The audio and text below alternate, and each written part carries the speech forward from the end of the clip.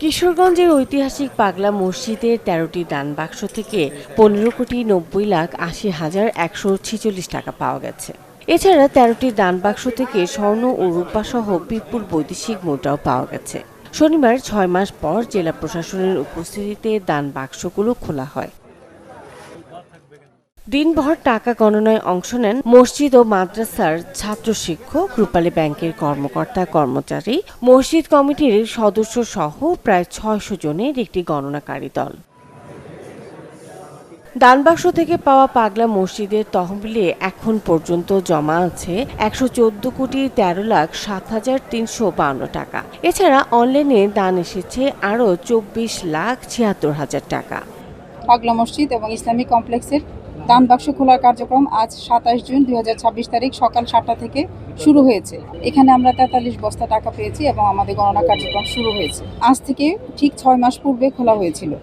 নগদ নিয়ে এলো হার না মানা হার অফার। সর্বনিম্ন ১০,০০০ টাকা রেমিটেন্স নগদে পাঠালে থাকছে স্বর্ণের হার জেতার সুযোগ। সে সময়ে প্রাপ্ত টাকার পরিমাণ ছিল ১১,৭৮,৪৮,৫৩৮ টাকা, যা গণনা শেষে রূপালী ব্যাংকের পাগলা মসজিদের অ্যাকাউন্টে জমা করা হয়। বর্তমানে পাগলা মসজিদের তহবিলে সর্বমোট ১১৪,১৩,০৭,৩৫২ টাকা জমা আছে। এছাড়াও আপনারা জানেন যে পাগলা মসজিদের একটি ওয়েবসাইট ডেভেলপ করা হয়েছে, যার মাধ্যমে যে কোনো জায়গা থেকে টাকা অনলাইনে মোবাইল ব্যাংকিংয়ের মাধ্যমে দান করতে পারে। প্রতিবার ৩ মাস পর পর পাগলা মসজিদে দান বাক্স খোলা হলেও এবার ৬ মাস পর খোলা হয়।